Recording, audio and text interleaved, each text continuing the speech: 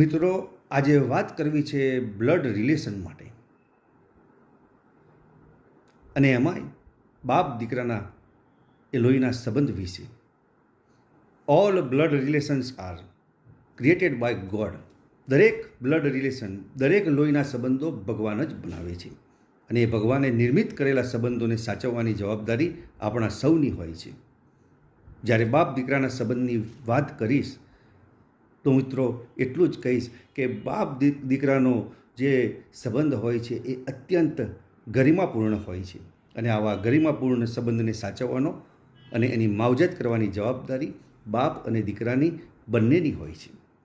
એક બાપ પોતાની જવાબદારી, પોતાની કર્તવ્યનિષ્ઠાથી અને પોતાની જવાબદારી ઈમાનદારીથી જ્યારે નિભાવતો હોય છે, અને જ્યારે દીકરો એને સહકાર આપીને એ જે જવાબદારીઓ, બાપની જે જવાબદારીઓ હોય છે એને સંબંધ સાચવવા માટે પોતાનો પૂર્ણ સહકાર જ્યારે આપતો હોય છે, ત્યારે આ સંબંધમાં સોનામાં સુગંધ ભળી જતી હોય છે.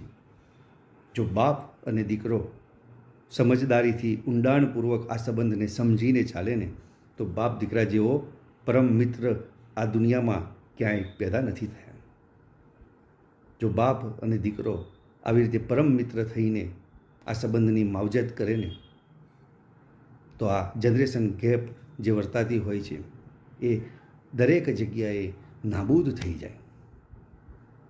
પોતાનો દીકરો જ્યારે નાનો હોય છે ત્યારે બાપ આ જ પોતાના ખભા ઉપર એનો ભાર ઉચકીને એને જ્યારે રમાડતો હોય છે, અને જ્યારે ઉંમર થાય ત્યારે બાપના એ ખભા નબળા પડતા હોય છે, ત્યારે એ દીકરાએ સમજવાનું છે કે એ નબળા પડેલા ખભાના ઉપર હાથ મૂકીને બાપને સહકાર, ટેકો અને સહિયારો એને આપવાની પૂરેપૂરી પોતાની ફરજ સમજવી જોઈએ. તો મિત્રો, વિડીયો સારો લાગે ને તો લાઈક કરજો, શેર કરજો, સબસ્ક્રાઈબ કરજો.